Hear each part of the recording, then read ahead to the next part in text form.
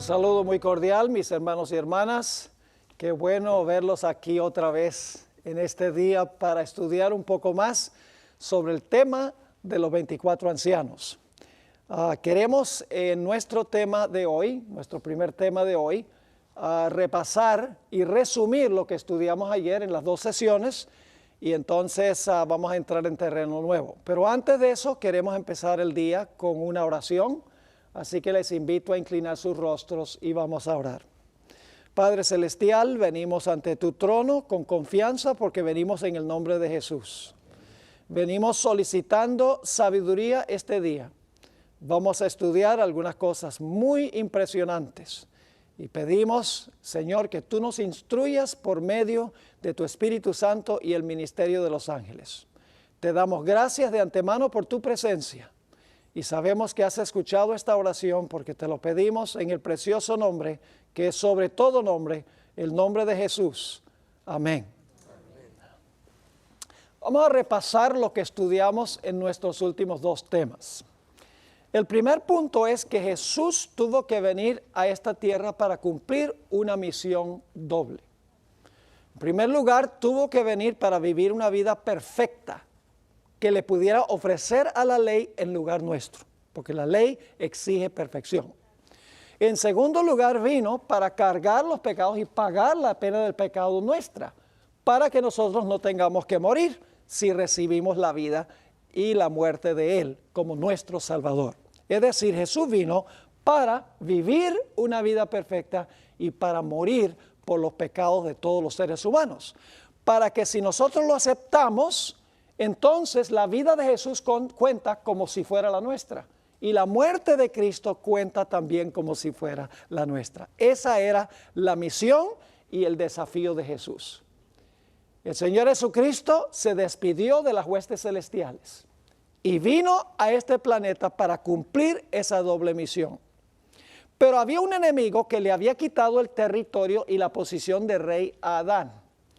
Y él quería impedir que Cristo cumpliera su misión.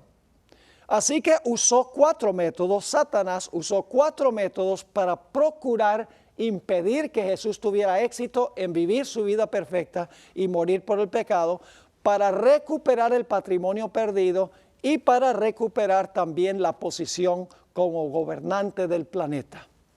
Nos dimos cuenta ayer que procuró matar a Jesús antes de que llegara a la cruz.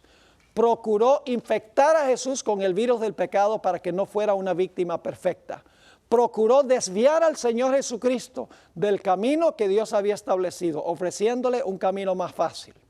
Encontramos también que procuró desanimarlo y a través de sus sufrimientos procuró convencer a Jesús que se vengara de los que lo estaban atormentando para que Jesús en esa ocasión entonces pecara y no fuera un sacrificio perfecto. Pero cuando Jesús en la cruz del Calvario dijo, consumado es, estaba hablándole a su Padre y estaba diciendo, Padre, he cumplido con mi misión. He vivido una vida perfecta y ahora estoy a punto de morir por los pecados de todos los seres humanos. Y luego el Señor Jesucristo, sus últimas palabras en la cruz fueron, Padre, en tus manos encomiendo mi espíritu. Padre, tú dijiste que si yo cumplía la misión fielmente, que tú me ibas a llamar del sepulcro para que yo, por la vida que reside en mí, pueda tomar de nuevo mi vida por tu permiso, como lo dice en el Evangelio según San Juan. Así es que muy temprano, el primer día de la semana, descendieron 2 ángeles del cielo. Uno se ubicó en la piedra que estaba enfrente del sepulcro después de haberla quitado. El otro ángel se paró delante del sepulcro y con una voz de mando dijo, oh Hijo de Dios, tu Padre te llama. Y entonces ahora Jesús salió del sepulcro por la vida que estaba en él, por el permiso de su Padre de tomar su vida por la vida que estaba en él. Jesús resucitó. Pasó 40 días en esta tierra y llegó el momento de regresar al cielo. Ahora Jesús le había dicho a los habitantes celestiales, yo voy a ir a la tierra a cumplir esta doble misión, para vivir y para morir. Pero estaré de regreso en 33 años. Así que vayan preparando la fiesta. Y en nuestro estudio, en la última sesión, analizamos el contenido de Apocalipsis 4. Y nos dimos cuenta que en Apocalipsis el capítulo 4 se está preparando el lugar santo para la llegada de Cristo al cielo en el momento de su ascensión. Nos dimos cuenta que ahí en Apocalipsis 4 hay varios seres presentes. Está en primer lugar un personaje sentado en el trono, que es Dios el Padre. Cristo no ha llegado. Cuando Cristo llegó, se sentó con el Padre en el trono. Cristo no ha llegado, está el Padre sentado en el trono. Alrededor del trono hay 24 tronos, que son los 24 ancianos, los representantes de los mundos que nunca pecaron. Si el número es literal o simbólico, eso lo vamos a tratar después. Vamos paso por paso. En medio del trono se encuentran los 4 seres vivientes, que son los querubines y los serafines.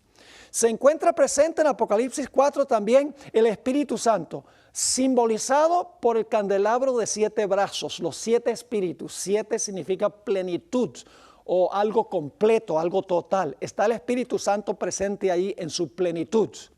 Pero en el capítulo 4 están faltando una persona y un grupo. No está presente en el capítulo 4 Jesús. Y tampoco está presente la hueste angélica. No aparece en ninguna parte. Y nos preguntamos, ¿por qué no estaba Jesús? ¿Por qué no estaba la hueste angélica en Apocalipsis 4? La razón es muy sencilla. La hueste angélica había venido a la tierra para recoger a Jesús para llevárselo al cielo, al lugar santo del santuario. Por eso es que Jesús no estaba allí, ni estaba tampoco la hueste angélica. En Apocalipsis 4 se está preparando el salón para recibir al héroe de guerra cuando regrese al cielo victorioso, herido pero vivo, victorioso sobre el enemigo. Ahora, en el capítulo 5 encontramos que se añade Jesús, se presenta como un cordero inmolado, tiene las heridas frescas en su cuerpo, pero está vivo porque está parado. Se acerca a donde está el Padre en medio de un silencio sepulcral, porque los ángeles han estado cantando cuando Jesús asciende, cuando entra por las puertas de la ciudad. Jesús levanta la mano y dice silencio, y entonces Jesús entra a la presencia de su Padre, porque Él quiere saber si su sacrificio ha sido suficiente como para salvar a sus hijos y a sus hijas. El contenido del libro que está sellado es un testamento. El testamento revela quién va a heredar con Jesús la vida eterna, quién va a heredar la salvación. Si por algún motivo ese libro no se abre, todos estarán perdidos, nadie va a heredar nada. Así que Juan llora y clama porque no se consigue nadie digno. Pero ahora, después que Jesús se presenta delante del Padre, el Padre abraza a su Hijo, le dice, es suficiente tu sacrificio. Y entonces el Padre dice, adórenle todos los ángeles de Dios.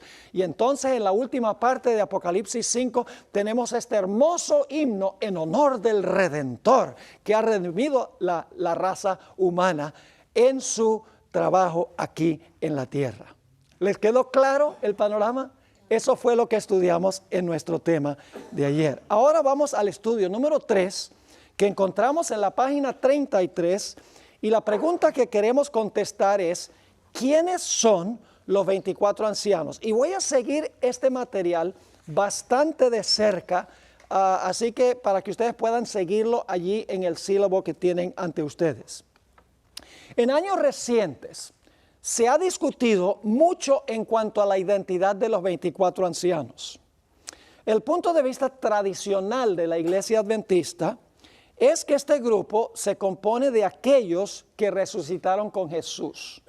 Recuerdan que hablamos de ese grupo que cuando Cristo resucitó salieron del sepulcro, fueron a la ciudad y testificaron. Esa es la posición tradicional de la mayoría en la iglesia.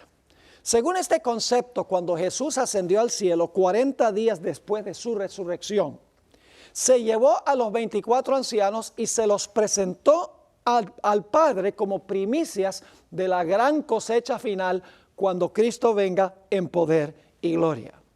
La pregunta clave ¿es este concepto un concepto correcto? Es decir, ¿concuerda este concepto con toda la evidencia bíblica? Eso es lo que queremos averiguar ahora en nuestro estudio. Vamos a empezar en Job 38 y el versículo 4 hasta el versículo 7. Aquí Dios le hace una serie de preguntas a Job.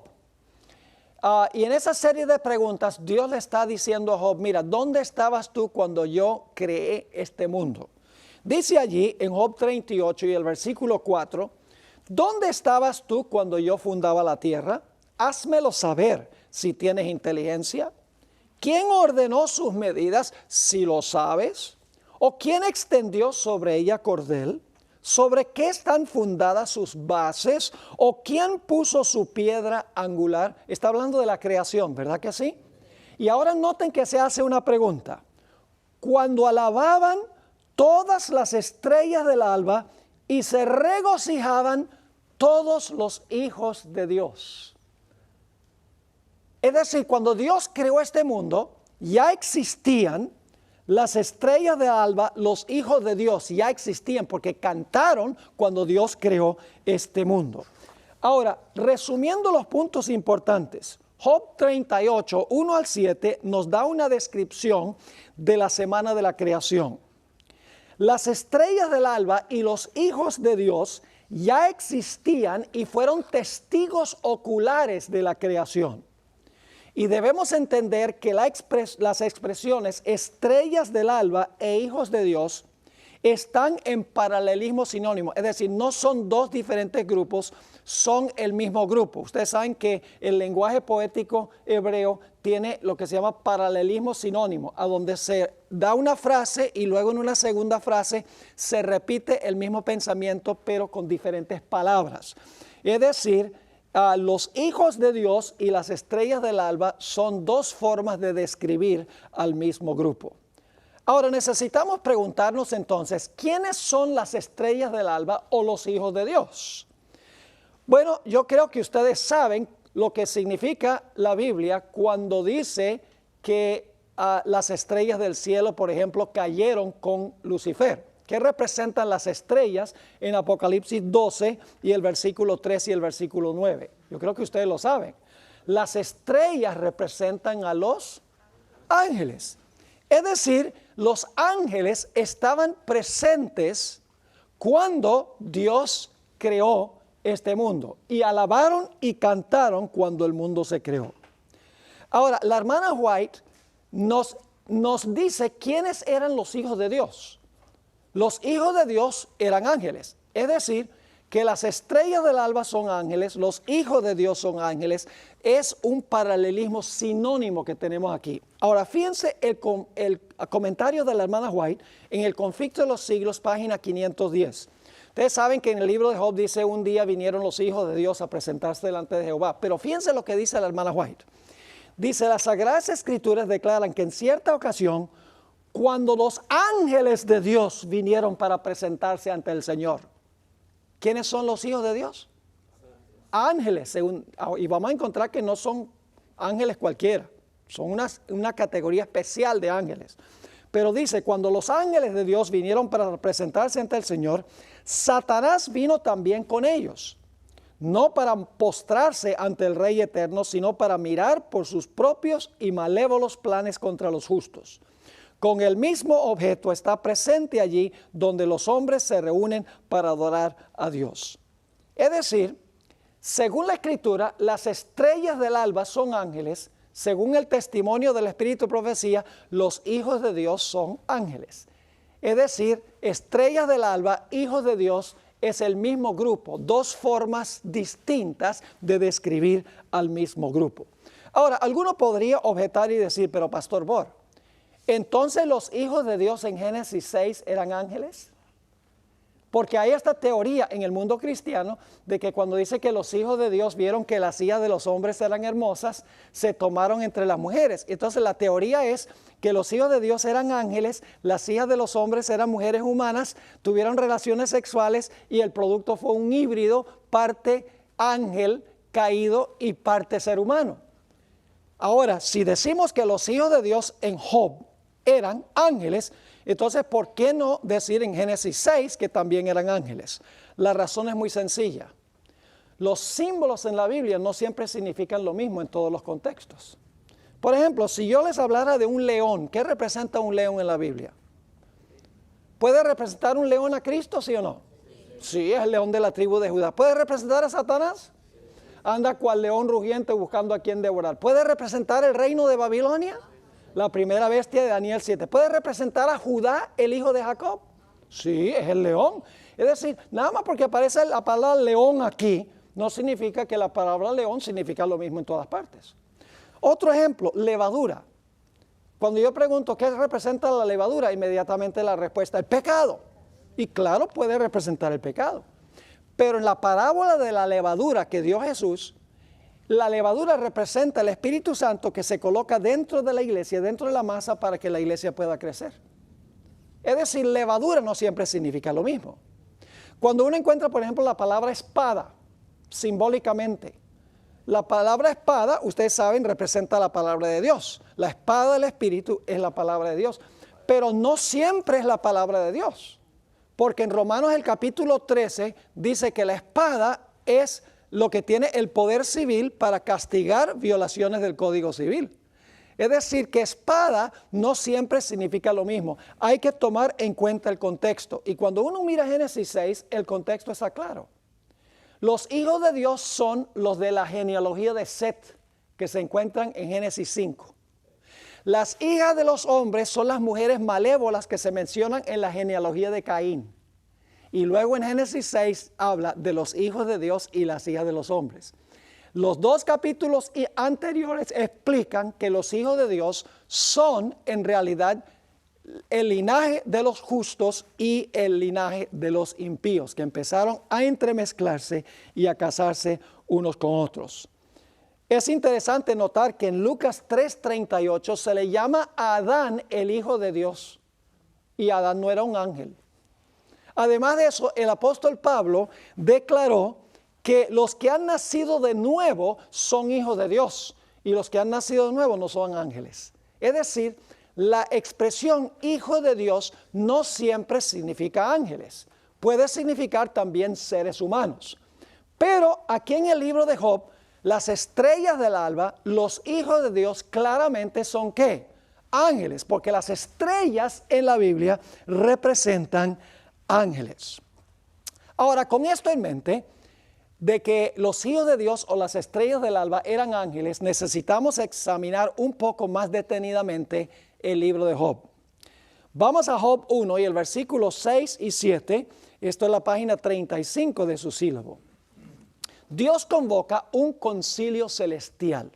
Dios de vez en cuando reúne a los representantes del universo para deliberar en el concilio celestial. Dios tiene un gobierno representativo, podríamos decir, un gobierno republicano. No tiene que ver con el partido republicano, sino en sentido de república, un gobierno representativo. En Job 1, 6 y 7 dice, un día vinieron a presentarse delante de Jehová los hijos de Dios, entre los cuales vino también Satán. Y dijo Jehová a Satanás, ¿de dónde vienes? Respondiendo Satanás a Jehová, dijo, de rodear la tierra y de andar por ella. Ahora vamos a ver qué conclusiones podemos sacar de estos versículos. En primer lugar, los hijos de Dios no moran siempre en la presencia de Dios, porque dice que vinieron un día. Si vinieron, no viven ahí. ¿Están conmigo o no están conmigo? Esto contrasta con el versículo anterior, a donde dice claramente que Job ofrecía sacrificios todos los días. El versículo anterior dice que ofrecía sacrificios todos los días y luego dice, un día vinieron los hijos de Dios a presentarse delante de Jehová. No habitan en la presencia de Dios, vienen de algún sitio para presentarse ante Dios. El segundo punto es que Satanás no vino meramente con los hijos de Dios, sino que vino entre los hijos de Dios. Es evidente que Satanás reclamaba el derecho de pertenecer a este grupo selecto. ¿Y qué le hacía pensar que tenía derecho de venir a esta reunión celestial con este grupo tan selecto? La respuesta es que Satanás le había robado a Adán su posición. Y ahora Satanás decía, yo vengo del planeta mío. Yo vengo del planeta a donde Adán escogió mi señorío. Vengo de mi territorio. Ahora, el último punto es que Satanás vino representando un planeta, ¿verdad que sí? ¿De dónde entonces habrán venido los otros hijos de Dios? Pues si Satanás viene entre ese grupo representando un planeta, no es muy exagerado decir que los otros hijos de Dios deben haber venido también ¿de qué? Representando a otros planetas. Luego se realiza una segunda reunión del concilio celestial. Se encuentra en Job 2 y el versículo 1 y 2. Aconteció que otro día vinieron. Ahora, fíjense, es muy importante eso. Otro día vinieron. Quiere decir que después de la primera reunión se fueron. ¿Sí o no? ¿Ve? Cuando leemos la Biblia hay que leer con cuidado. Hay que reflexionar y pensar. Si vinieron es porque después de la primera reunión se fueron. Aconteció que otro día vinieron los hijos de Dios para presentarse delante de Jehová. Y Satanás vino. Quiere decir que Satanás después de la reunión que hizo, se regresó, vino también entre ellos presentándose delante de Jehová. Y dijo Jehová a Satanás, ¿de dónde vienes? Respondió Satanás a Jehová y dijo, de rodear la tierra y de andar por ella. Es decir, vengo de supervisar mi territorio. Ahora, ¿cuáles puntos podemos deducir de lo que acabamos de leer? Está en la parte de arriba de la página 36. Una vez más se recalca que los hijos de Dios no moran siempre en la presencia de Dios, pues vinieron de nuevo cierto día a presentarse delante de Él. Si vinieron a presentarse de nuevo delante de Jehová, tienen que haberse ido a su lugar de habitación después de la primera reunión. ¿Está claro? Satanás no vino meramente con los hijos de Dios, sino que vino ¿qué? Entre ellos. Es evidente que Satanás reclamaba el derecho de pertenecer a este grupo selecto. ¿Y por qué creía que podía pertenecer a ese grupo selecto? Porque él le había quitado el trono a Adán y le había quitado el territorio. Él dice, ahora yo represento el planeta. Y Dios le respetó eso, pero le dijo, te voy a mandar a Jesús. Y Jesús va a vivir la vida perfecta y Él va a morir por todos los pecados y te va a quitar lo que tú le quitaste a Adán. Y por eso Satanás está esperando a Jesús cuando Jesús viene. Finalmente, Satanás vino representando un planeta, la tierra. Entonces la pregunta es, ¿de dónde habrán venido los otros hijos de Dios? Sería muy exagerado sugerir que también representaba otros mundos. Yo creo que no, porque ese es el grupo que viene a presentarse delante de Jehová. Ahora, hay otro episodio muy interesante que encontramos en 2 de Crónicas 18 y el versículo 18 al 22. Encontramos aquí que Dios no es un autócrata que toma decisiones unilaterales. Cuando hay decisiones importantes que tomar en cuanto a la administración del universo, Dios reúne a los representantes de todo el universo para deliberar. Dios no tiene que hacerlo. Dios sabe, Dios tiene las soluciones para todo. Pero Dios quiere mostrar que Él respeta la opinión de sus criaturas. Ahora, fíjense este episodio tan interesante. Dice, entonces él, Micaías, porque la historia es que Acab quiere ir a pelear contra los sirios, y entonces él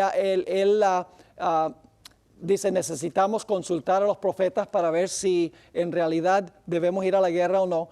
Y consulta 450 profetas que tiene y todos, claro, son pagos por él. Dice, sí, ve a la guerra que tú vas a ganar.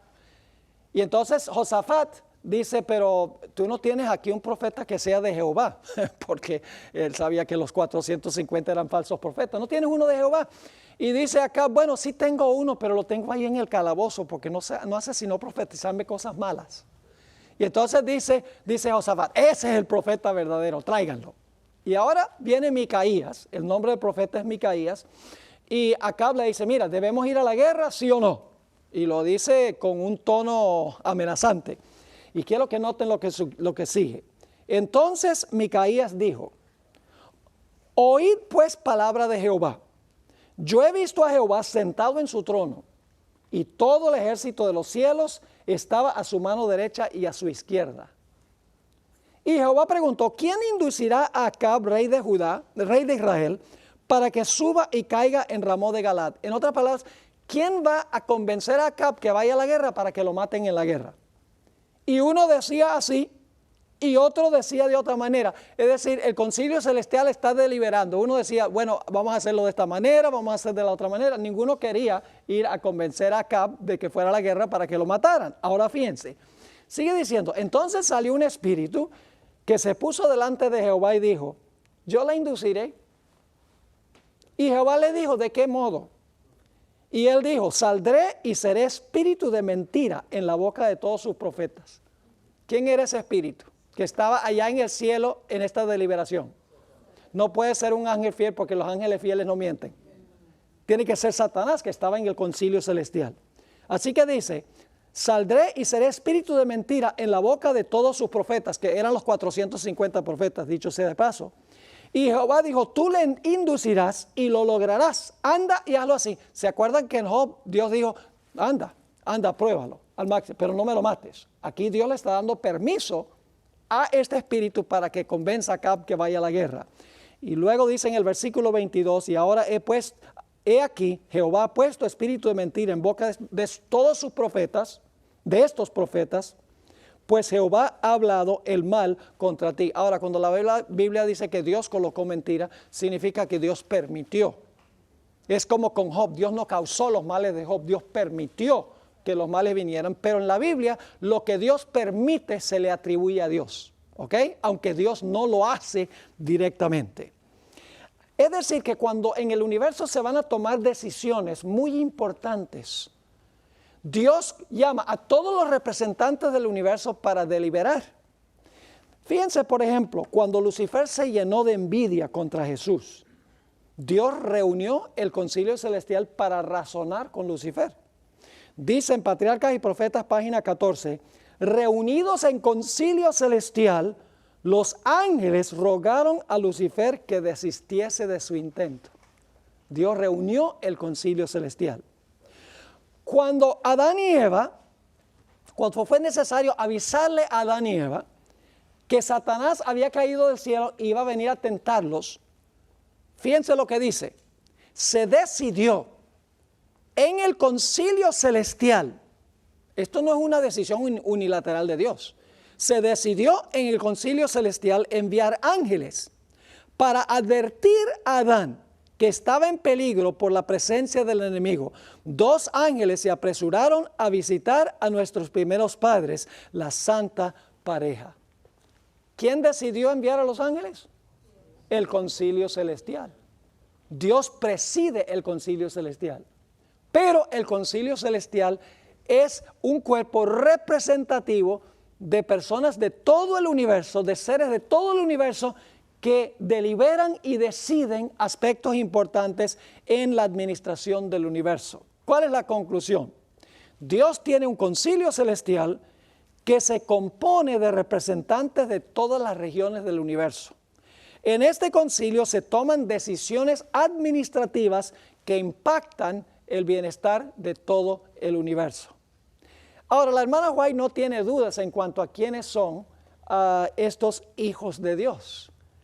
Ella lo dice claramente. Ayer leí esta cita, esta porción que voy a leer, pero lo voy a leer de nuevo para que ustedes vean algo muy importante. Cuando Cristo asciende al cielo, ya lo leímos ayer, nos dice aquí que allí presentes estaban los representantes de los mundos que nunca cayeron, y se usan 3 frases para describir a este grupo. Dice allí, los comandantes de las huestes angélicas, esa es la descripción número 1. Los hijos de Dios, descripción número 2.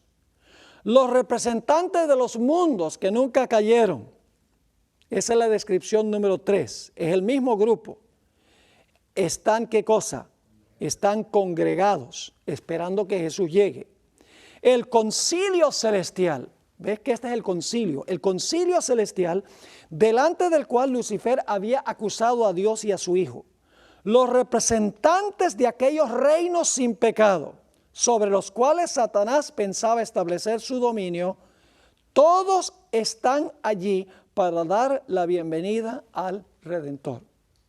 Ahora, algunos han afirmado que esta cita de la hermana White, ella está hablando de tres grupos distintos. Es decir, que los hijos de Dios, los comandantes de las huestes angélicas y los representantes de los mundos son tres grupos distintos. Pero en realidad, un estudio del estilo literario de Ellen G. White, en otras partes donde ella escribe, denota claramente que ella tenía la costumbre de presentar tres frases de esa manera refiriéndose a lo mismo. Y ahora les voy a dar tres ejemplos. El primer ejemplo se encuentra en Servicio Cristiano 53 y 54 y podría haber incluido más, pero quiero darles tres para mostrarles que la hermana White usaba esta técnica literaria. Está hablando del reavivamiento y dice, el reavivamiento significa, número uno, ¿una qué? Una renovación de la vida espiritual. Una, segunda frase, vivificación de los poderes de la mente y el corazón. Y tres, una resurrección de la muerte espiritual. Yo pregunto, ¿esas tres frases son paralelas? Significa, fíjense, renovación, vivificación, resurrección. Tres formas de describir lo mismo, no son tres cosas distintas. Resulta obvio que las tres palabras renovación, vivificación y resurrección son sinónimas, cada una explicando a la otra. Aquí hay un segundo ejemplo. Mensajes Selectos, tomo 3, página 448. La hermana White está hablando de la unión del mundo finalmente contra el remanente de Dios. Dice, habrá un vínculo de, número uno, unión universal. Número dos, una gran armonía. Número tres, una confederación de fuerzas de Satanás. ¿Esas tres frases significan lo mismo? ¿Son paralelas? Claro. Una unión, una gran armonía, una confederación. Tres formas de describir lo mismo. Un tercer ejemplo. La hermana White explica que en Cristo está la vida original, no prestada, no derivada. Nuevamente, las tres frases se explican una a la otra, se refieren a lo mismo. La hermana White en muchas ocasiones en sus escritos usa esta técnica de repetir en tres diferentes formas el mismo pensamiento. Es decir, que estas tres que se mencionan aquí, los comandantes de las huestes angélicas, los hijos de Dios, los representantes de los mundos, son el mismo grupo. Cada frase explica a la otra. Es decir, los hijos de Dios son los comandantes de las huestes angélicas y son los representantes de los mundos que nunca cayeron. Y claro, surge la pregunta, ¿hay habitantes en otros mundos? ¿Y será que cada mundo tiene su representante especial?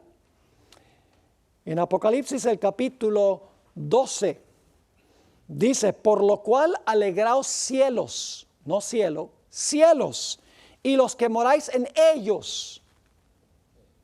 ¿Captaron que está en plural? Los que habitáis en ellos, cielos y los que habitáis en ellos. Y luego contrasta a los que están en la tierra. Ay de los moradores de la tierra y del mar, porque el diablo ha descendido a vosotros con gran ira, sabiendo que tiene poco tiempo. Es decir, ay de la tierra, dice, pero pueden regocijarse los cielos y los que habitan en ellos, en los cielos. Billy Graham una vez escribió algo muy interesante.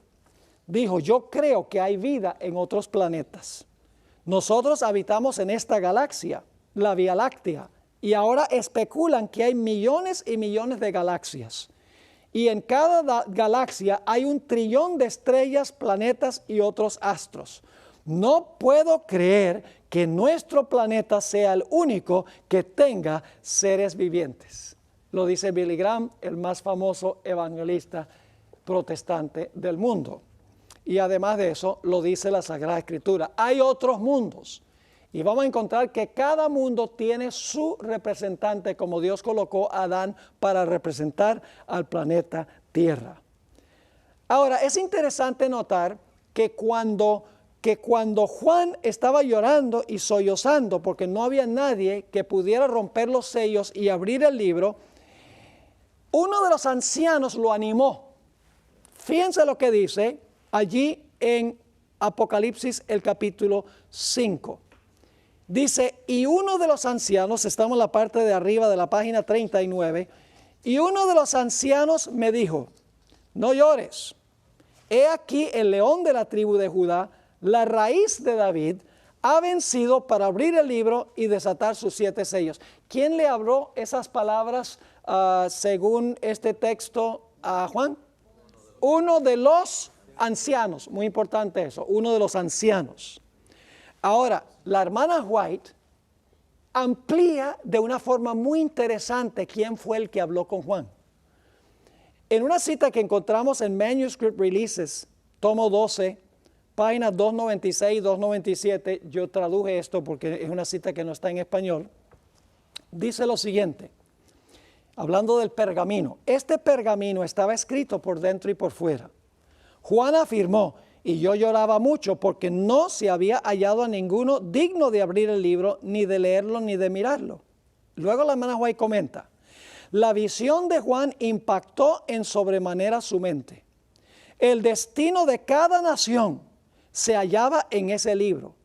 Juan se angustió por no hallarse un ser humano o angélico que pudiese leer las palabras, o aún de mirar el libro. La agonía y el suspenso de su alma aumentaron hasta el punto, ahora escuchen bien, que uno de los ángeles fuertes, interesante, no cualquier ángel, uno de los ángeles fuertes se compadeció de él y colocándole la mano encima le dijo con certeza, no llores. He aquí que el león de la tribu de Judá, la raíz de David, ha vencido para abrir el libro y desatar sus 7 sellos. Según Apocalipsis fue uno de los ancianos. La hermana White identifica ese anciano como uno de los ¿qué? Uno de los ángeles fuertes.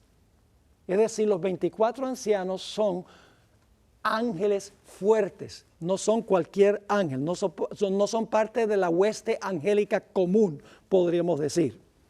Ahora, esta no es la única ocasión en que la hermana White hace esto. Hay ejemplos también de Apocalipsis 7. Algo similar ocurre con los comentarios de Elena White sobre Apocalipsis 7. En el contexto bíblico, escuchen bien, Juan vio una gran muchedumbre que nadie podía contar. Y esta muchedumbre era de todas las naciones, tribus, lenguas y pueblos que estaban parados delante del trono de Dios y del Cordero. Ahora fíjense bien. Uno de los ancianos, según la Biblia, le preguntó a Juan. Entonces uno de los ancianos habló diciéndome, estos que están vestidos de ropas blancas, ¿quiénes son y de dónde han venido? El anciano le pregunta a Juan, ¿tú sabes quién es esta gran muchedumbre? Juan le respondió al anciano, yo le dije, Señor, tú lo sabes. Y luego en el versículo 14 dice que el anciano le dijo luego a Juan, estos son los que han salido de la gran tribulación y han lavado sus ropas y las han emblanquecido ¿en qué? En la sangre del Cordero.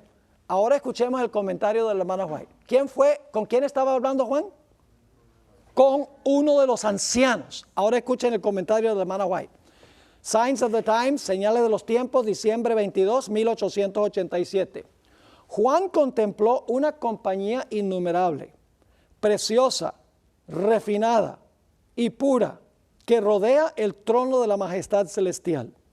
El ángel le pregunta a Juan, estos que están vestidos de ropas blancas, ¿quiénes son y de dónde han venido? Según Apocalipsis, ¿quién hizo la pregunta? El anciano. Según la hermana White, ¿quién fue? El ángel, exactamente. Sigue diciendo el Espíritu Profecía.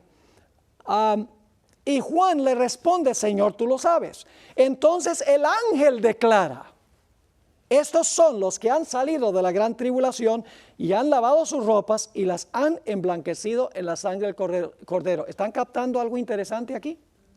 Nuevamente la conclusión es ineludible. En el contexto bíblico, uno de los ancianos que le inquiere a Juan es el que le inquiere a Juan. Pero Elena White identifica al anciano como ¿qué? Como un ángel. No cabe duda que los ancianos no son ángeles comunes, porque ya la hermana White ha dicho que qué clase de ángel son, un ángel fuerte. Los más altos ángeles, en otras palabras.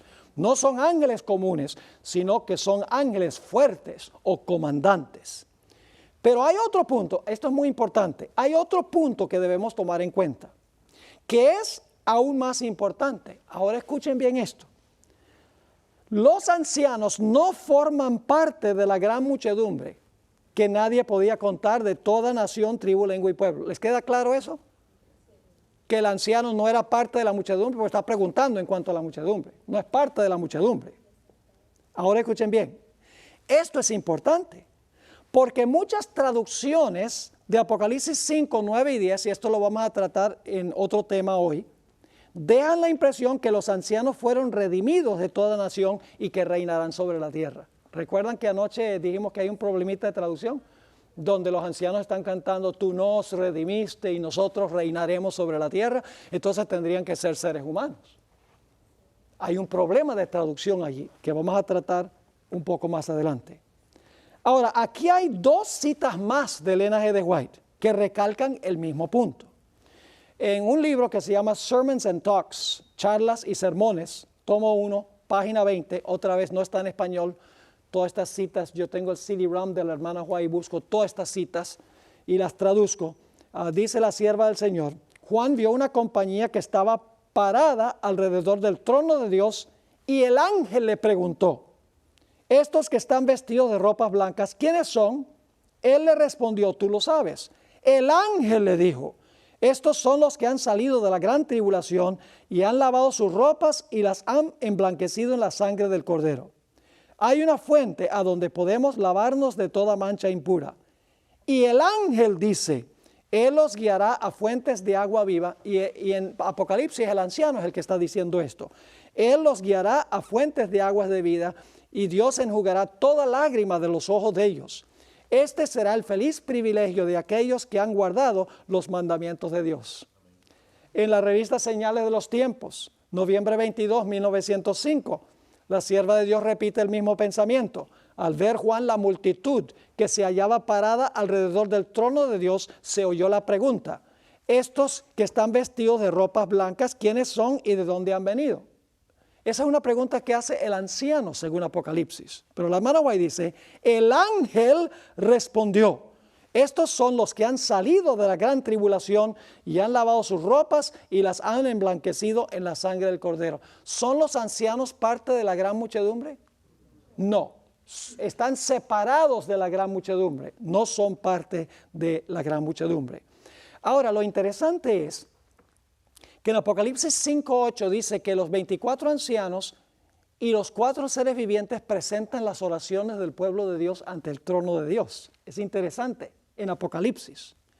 Ahora, fíjense lo que comenta la hermana White. En el libro Exaltada a Jesús, que es un libro, una matutina, página 364, dice ella, seres celestiales están destinados para responder a las oraciones de los que están trabajando desinteresadamente para promover la causa de Dios. Y ahora escuchen, no es cualquier ángel el que hace esto. Dice, los ángeles más excelsos. En otro lugar ha dicho ángeles ¿qué? Poderosos. Dice, los ángeles más excelsos de las cortes celestiales están designados para que tengan eficacia las oraciones que ascienden a Dios para el adelanto de la causa del Señor. Cada ángel tiene su puesto particular del deber, del cual no se le permite que se aleje para ir a otro lugar. Si se alejara, los poderes de las tinieblas obtendrían una ventaja. Así que cuando Apocalipsis dice que los ángeles, que los 24 ancianos y que los seres vivientes presentan las oraciones de los santos, la hermana White dice, en realidad dice lo mismo. Dice que ángeles poderosos, la expresión de ella es los ángeles más excelsos. Ha dicho, ángeles poderosos son los que hacen esto. Entonces, ¿quiénes son los 24 ancianos? Los 24 ancianos son ángeles, pero no ángeles comunes y corrientes. Son ángeles poderosos. Los ángeles más excelsos del cielo, que presentan las oraciones del pueblo de Dios y vamos a encontrar que representan los mundos que nunca pecaron. Ahora necesitamos hacernos la pregunta, ¿por qué estaba Satanás entre ese grupo selecto cuando se celebró la reunión que se menciona en el libro de Job? En el libro de San Lucas, el capítulo 4 y el versículo 5 al 7 explica la razón. Dice, y le llevó el diablo a un alto monte y le mostró en un momento todos los reinos de la tierra. Y le dijo el diablo, a ti te daré toda esta potestad y la gloria de ellos, porque a mí ha sido entregada y a quien quiero la doy. ¿Cuál es la conclusión que debemos alcanzar? Satanás hurtó el trono y el territorio que Dios le había dado a Adán. Esto lo estudiamos en uno de nuestros temas anteriores. Por eso se refirió Jesús a Satanás como el gobernante de este mundo o el príncipe de este mundo. ¿Está claro ese punto? Cuando Adán escogió obedecer a Satanás, se convirtió en su siervo, pues somos siervos de aquel a quien escogemos obedecer. El Señor se convirtió, Satanás se convirtió en el Señor o en el rey de este mundo, de este territorio. Ahora surge la pregunta importante. ¿Por qué colocó Dios a Adán originalmente sobre el trono para representar a este planeta ante el concilio celestial? ¿Por qué no fue colocado uno de los ángeles más elevados o fuertes como ocurrió con otros mundos? ¿Están entendiendo la pregunta? ¿Por qué en este mundo Dios colocó a un individuo de aquí para representar al mundo, mientras que todos los otros mundos Dios ha asignado un ángel de los más excelsos, de los más poderosos? Ahora vamos a ver la razón. El plan de Dios para la raza humana era diferente que el plan que tenía para los otros mundos del universo. Mientras que los otros mundos tenían un ángel fuerte o de los más excelsos que los representaban ante el concilio celestial, Dios colocó a Adán para gobernar aquí. Elena White explicó que los seres humanos estaban en una categoría diferente y tenían un propósito especial. Este mundo es único en el universo de Dios y tiene un propósito especial. En la Review and Herald, la revista adventista, febrero 11, 1902, la hermana White explica lo siguiente. Todo el cielo se interesó profunda y gozosamente en la creación del mundo y el hombre. Los seres humanos constituían una clase nueva y distinta. ¿La raza humana era qué? Nueva y distinta. ¿Distinta que qué? Que todos los otros mundos. Fueron hechos a imagen de Dios. Y no tenemos tiempo de entrar en eso, es profundo eso. Eso se presta para 6 horas. Ese punto específico. Fueron hechos a imagen de Dios. Pero no vamos a entrar en eso. Y era el propósito. Ahora escuchen cuál es el propósito. ¿Por qué estaban en una clase distinta? Era el propósito del Creador que ¿qué? Que poblaran la tierra. Por eso dice que después que Dios creó al hombre a su imagen, le dijo, fructificad y multiplicad y henchid la tierra. Lo dice la Biblia. Habían de vivir en íntima comunión con el cielo, recibiendo poder de la fuente de todo poder, sostenidos por Dios, habían de vivir vidas libres de pecado. Dios creó a Adán y Eva, escuchen bien, un poco menor que los ángeles. Ustedes han leído eso en el Salmo 8, ¿verdad? Y les puso una prueba. Si pasaban la prueba, ellos y sus descendientes llenarían las vacantes que fueron dejadas en el cielo por Lucifer y sus ángeles. Consideremos la evidencia de esto. El propósito era único en su género. La procreación está solo en este planeta con un propósito especial que no tiene ningún. Todos los seres de otros mundos fueron creados completos. Pero aquí Dios creó la procreación con algo especial. Era una clase nueva y distinta para llenar las vacantes que fueron dejadas por Lucifer y sus ángeles. Elena White afirma con absoluta claridad que las vacantes que dejaron Lucifer y sus ángeles en el cielo serán llenadas por los redimidos del Señor. Vamos a leer algunas citas. Dios creó al hombre para su propia gloria, para que después de haber pasado la prueba, la familia humana pudiera llegar a ser una con la familia celestial. Era el propósito de Dios repoblar el cielo. ¿Qué significa repoblar? Usted no puede repoblar algo que no ha sido despoblado. Así que dice, era el propósito de Dios repoblar el cielo con la familia humana. Si se manifestaban obedientes a cada palabra suya, Adán tenía que ser probado para ver si sería obediente como los ángeles leales o si sería desobediente. Es decir, Dios debía probar a Adán para ver si iba a obedecer como los ángeles que habían obedecido, porque era el plan de Dios de que la raza humana llegara a ser igual a los ángeles. Lo vamos a ver, lo dice la Biblia, no solo el Espíritu de Profecía. En el libro La Historia de la Redención, página 19, la sierva del Señor dice, el Padre consultó con el Hijo con respecto a la ejecución inmediata de su propósito de crear al hombre para que habitara la tierra. Lo sometería a prueba para verificar su lealtad antes que se lo pudiera considerar eternamente fuera de peligro. Ahora escuchen, si soportaba la prueba a la cual Dios creía conveniente someterlo, con el tiempo llegaría a ser, ¿cómo? Igual a los ángeles. Tendría el favor de Dios, podía conversar con ellos y estos con él. Dios no creyó conveniente ponerlos fuera del alcance de la desobediencia. Tenían que mostrarse leales como los ángeles leales para ser igual a los ángeles leales. Profetas y Reyes, página 432. Vamos a tener que volver a esto en nuestra próxima sesión porque no vamos a alcanzar a terminar. Hay demasiado material y quiero que quede absolutamente claro. ¿Han aprendido algo que no sabían antes? Hay mucho en la Sagrada Escritura que no hemos tocado. Sencillamente decimos, los 24 ancianos, los que fueron al cielo con Jesús. Y se pasa de comentario a comentario, de generación en generación se pasa y todo el mundo dice amén, gloria a Dios, aleluya, así es, porque los padres de la iglesia lo dijeron. Tenemos que estudiar la Biblia por nosotros mismos. No podemos depender de lo que... Ahora, este no es un asunto de salvación, de vida o muerte, entender, pero debemos nosotros ser precisos en nuestra interpretación bíblica. Y hay lecciones muy importantes que podemos aprender de todo esto. Dios es un Dios que delega, Dios es un Dios que delibera, respeta la opinión de sus criaturas. La forma que Él administra el universo es la forma como nosotros debemos administrar la iglesia. Nos enseña grandes lecciones en cuanto a Dios. Una cita más. Encontramos en Profetas y Reyes, página 432. Satanás tiene un conocimiento exacto de los pecados que por sus tentaciones ha hecho cometer a los hijos de Dios e insiste en sus acusaciones contra ellos.